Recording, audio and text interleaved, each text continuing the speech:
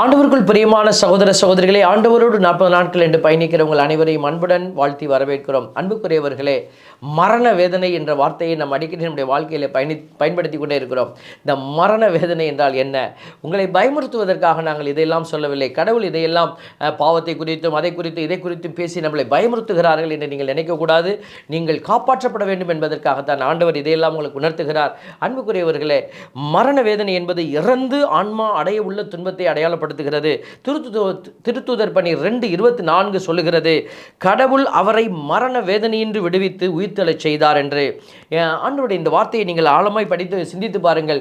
மரண வேதனை என்பது ஏதோ நம்ம மரணிக்கிற பொழுது ஏற்படுகிற வேதனை அல்ல. மரணித்த பிறகு இந்த ஆத்மா சந்திக்கிற வேதனை, யாருமே இல்லாமல் வெறுமையிலே பயணிக்கிற அந்த ஒரு வேதனை, நம்ம உதவி கூட தேட முடியாத நிலையில் பயணிக்கிற அந்த தனிமையின் வேதனை. அன்புக்குரியவர்களே, இந்த வேதனைக்குள்ளே நீங்கள் சென்று விடக்கூடாது என்பதற்காக கடவுள் உங்களை அழைத்து கொண்டே இருக்கிறார். நீங்கள் இந்த உண்மையை உணர்ந்து ஆண்டவருக்குள் உங்களை காப்பாற்றிக் கொள்ள, உங்கள் உறவுகளை காப்பாற்ற நீங்கள் அழைக்கப்படுகிறீர்கள். உணர்ந்து பயணிக்க உங்களை அன்புடன் நாங்களும் அழைக்கிறோம். God bless you.